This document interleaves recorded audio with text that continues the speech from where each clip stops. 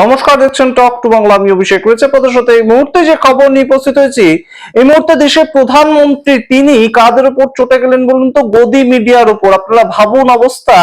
গদি মিডিয়ার যে মূল অবজেক্টিভটা থাকে সেটা এটাই যে সারাদিন ধরে আমরা যা কিছু হেডলাইন চালাবো, কিন্তু কেন্দ্রীয় সরকারের বিরোধিতা যেন তাতে না হয়। এবং সেই গদি মিডিয়ার উদ্দেশ্যে দেশের প্রধানমন্ত্রী নাকি বললেন তারা কংগ্রেসকে বাঁচানোর জন্য চালাকি করে। আপনারা বুঝে দেখুন অবস্থাটা।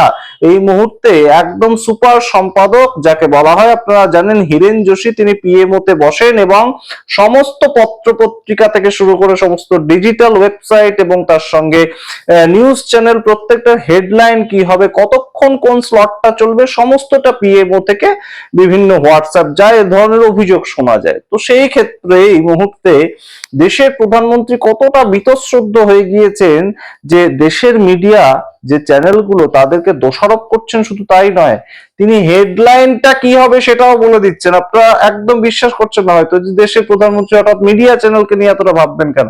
আপনারা দেশের প্রধানমন্ত্রী নিজের মুখ থেকে শুনুন, তারপর আসছি এই বিস্তারিত ব্যাখ্যায় যে কোন পরিস্থিতিতে দাঁড়িয়ে এই বিষয়গুলো আলোচনা হচ্ছে। नम्रता पूर्वक देश के मीडिया को भी एक रिक्वेस्ट करना चाहता हूं। वैसे मैं मीडिया को हर प्रकार से झेलने के लिए ईश्वर मुझे शक्ति दे प्रार्थना करता रहता हूं, लेकिन आज मैं उनको प्रार्थना करता हूं कि कृपा करके हम जब इस प्रकार की हरकतों की आलोचना करें तो आप ये हेडलाइन मत बनाइए कि मोदी ने विपक्ष को धो डाला।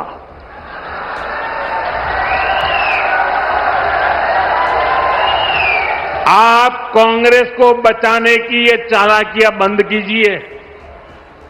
ये विपक्ष विपक्ष करके आप कांग्रेस को बचा रहे हैं। আপনারা শুনলেন দেশের প্রধানমন্ত্রীর বক্তব্য, এবং তিনি বলছেন যে মিডিয়া চ্যানেল এই মুহূর্তে যা হেডলাইন করে সেটা নাকি কংগ্রেসকে বাঁচানোর জন্য। তার কারণ, তার কি বক্তব্য? এই যে রিসেন্টলি দিল্লির ঘটনাটা ঘটলো, সেই ক্ষেত্রে বিভিন্ন যে পলিটিক্যাল পার্টিগুলো বিরোধিতার করে, মোদী সরকারের বিরোধিতা করে, যেমন টিএমসি হতে পারে, ডিএমকে হতে পারে, সমাজবাদী পার্টি হতে পারে, তারা তো এটাকে সাপোর্ট করে নিয়ে যে কংগ্রেস যে এআই সামিটে গিয়ে সেখানে ইউথ কংগ্রেস জামা খুলে প্রদর্শন করলো, এটা তো তারা সাপোর্ট করেনি। তো সেই ক্ষেত্রে কেন সম্পূর্ণ বিরোধীদেরকে বলা হবে, সম্পূর্ণ বিরোধীদেরকে নরেন্দ্র মোদী ধুয়ে দিয়েছেন, এই ধরনের হেডলাইন কেন করা হবে? বলা হোক যে নরেন্দ্র মোদী কংগ্রেসকে ধুয়ে দিয়েছেন।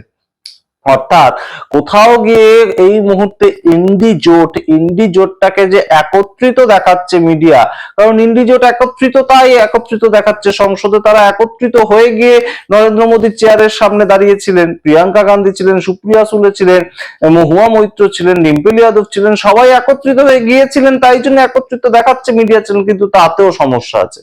কংগ্রেসকে সবার থেকে আলাদা করে দিতে হবে, দেশের প্রধানমন্ত্রী নিদান দিচ্ছেন। আপনারা দেখুন, তারপর আসছে বিস্তারিত ব্যাখ্যায় যে কেন এতটা ভয়, কেন আর আসল জায়গায় একদম রাহুল গান্ধী নরেন্দ্র মোদীকে ধরেছেন বলে এতটা ভয় তটস্থ হয়ে রয়েছেন দেশের প্রধানমন্ত্রী পর্যন্ত। আপনারা দেখুন, তারপর আসছে বিস্তারিত ব্যাখ্যায়।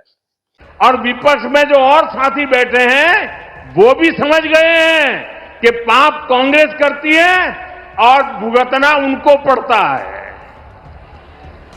और कांग्रेस की इकोसिस्टम हर बार बच के निकलने का एक खेल खेलती है कि पाप कांग्रेस करे, आलोचना कांग्रेस की हो, गुस्सा कांग्रेस पर हो, लेकिन मीडिया में कांग्रेस नहीं दिखती, विपक्ष शब्द दिखता है। क्यों भाई, क्यों कांग्रेस को बचा रहे हो? ऐसा करने से आप न कांग्रेस को बचा पाते हो, न कांग्रेस को सुधरने के लिए मजबूर करते हो। अगर आप एक बार छापना शुरू कर दोगे, बोलना शुरू कर दोगे, ये जनरल विपक्ष का दोष है। और देखिए दिल्ली में जो हुआ, क्या उसमें कोई टीएमसी के लोगों ने पाप किया है? नहीं किया है। डीएमके के लोगों ने पाप किया है? नहीं किया है। बसपा के लोगों ने पाप किया है? नहीं किया है। फारूक अब्दुल्ला जी की पार्टी ने पाप किया है? नहीं किया है। सिर्फ और सिर्फ আপনারা শুনলেন দেশের প্রধানমন্ত্রীর বক্তব্য যে কংগ্রেসকে বাঁচানোর জন্য নাকি চালাকি করছে গদি মিডিয়া। আপনারা বলুন, এরপর যারা গদি মিডিয়ার যারা অ্যাঙ্কার রয়েছেন, বিভিন্ন বড় বড় শো হোস্ট রয়েছেন, যারা এখনো পর্যন্ত বলছেন হরদীপ পুরীর আদপে কোনো দোষই নেই, এপস্টিন ফাইলে তার নাম থাকা সত্ত্বেও, পবন খেরা যতই বলুন না কেন হরদীপ পুরী নিজে মেল করেছেন 32 বার এপস্টিনকে, তবু হরদীপ পুরীর আদপে কোনো সমস্যাই নেই, কোনো দোষই নেই, কারণ তিনি তো আদপে নেটওয়ার্কিং ব্যবসার সঙ্গে যুক্ত। হতে পারে জেফরি এপস্টিন, তাকে আমেরিকার তরফ থেকে একদম তদন্তের মাধ্যমে কনভিক্টেড বলা হয়েছে যে তিনি উইমেন ট্রাফিকিং এর সঙ্গে যুক্ত ছিলেন, একদম চাইল্ড ট্রাফিকিং এর সঙ্গে যুক্ত ছিলেন, কিন্তু আদপে তো সেটা তার মূল ব্যবসা নয়। এইভাবে যারা ডিফেন্ড করে সারাদিন, তার পরবর্তীতেও তাদেরকে শুনতে হচ্ছে আপনাদের হেডলাইন ভুলভাল আপনারা বানাচ্ছেন, কংগ্রেসকে বাঁচানোর আপনারা চেষ্টা করছেন। সুতরাং নরেন্দ্র মোদীর এই মূল যে ভয়ের জায়গাটা, সেটা কি বলুন তো? এপস্টিন ফাইলে তার নাম চলে এসেছে এবং হরদীপ পুরী তার নাম চলে এসেছে এবং অনিল আম্বানি তার নাম চলে এসেছে। এই যে নামগুলো এসেছে এবং তার ভিত্তিতে যে ট্রেড ডিলটা হয়েছে আমেরিকার সঙ্গে, এটা রাহুল গান্ধীর সর্বসমক্ষে বারংবার বলছেন। এবং গদি মিডিয়া চাক বা না চাক, রাহুল গান্ধী দেশের বিরোধী দলনেতা, সেটা যেমন একটা নির্দিষ্ট ব্যাপার, এবং রাহুল গান্ধীর বক্তব্যটা যখন সংসদে বাজেট অধিবেশনের ভিত্তিতে হয়েছিল, তখন সেটা দেখাতেও তারা বাধ্য ছিলেন, কারণ দেশের এলওপি বক্তব্য রাখছেন। এবং সেই এলওপি যখন বলে ফেলেন যে এপস্টিন ফাইলে তার নাম রয়েছে, দেশের প্রধানমন্ত্রীর নাম রয়েছে, দেশের প্রধানমন্ত্রী কম্প্রোমাইজ প্রধানমন্ত্রী নরভানেজির যে কিতাবটা, সেটা যখন নিয়ে আসেন দেশের বিরোধী দলনেতা, তখন সেটা না চাইলেও, সংসদের রেকর্ডে না গেলেও, তিনি যখন বলছেন সেটা তো লাইভ দেখাতে হয়। এবং সেটাকে নিয়ে যখন এই মুহূর্তে বিজেপি অস্বস্তিতে পড়ে, তখন দেশের প্রধানমন্ত্রী বোধহয় এই ধরনের কথাগুলো বলেন এবং কংগ্রেসকে বাঁচানোর চেষ্টা করছে বিভিন্ন মিডিয়া হাউস।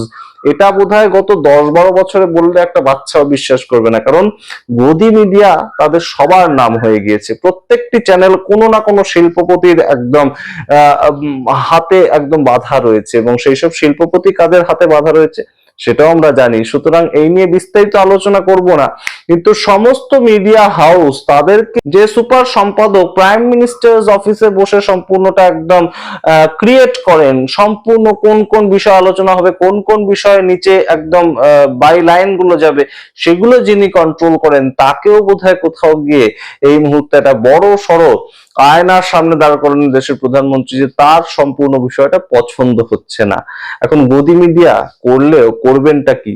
এর পরবর্তীতে আর কত দূর পর্যন্ত তারা যাবেন? তারা তো সাংবাদিকতা করেন না খুব বেশি ক্ষেত্রে কেউই, এবং সেই ক্ষেত্রে এই মুহূর্তে সেটাও যদি দেশের প্রধানমন্ত্রীর পছন্দ না হয়, তাহলে তো শেষ পরিস্থিতি দরকার আছে একদম রীতিমতন মাইক ছেড়ে তারা বিজেপির ঝান্ডা তুলবে। আমরা জানি না সেই পরিস্থিতি আসবে কিনা কখনো এর পরবর্তীতে, তবে এই মুহূর্তে দেশের প্রধানমন্ত্রীর যা বক্তব্য, তাতে বোঝা যাচ্ছে এই মুহূর্তে ভারতীয় জনতা পার্টি খুব একটা কিন্তু একদম সুশৃঙ্খল ভাবে এগিয়ে যাচ্ছে, একদম দাপটের সঙ্গে এগিয়ে যাচ্ছে, সেই চেহারাটা তাদের নেই।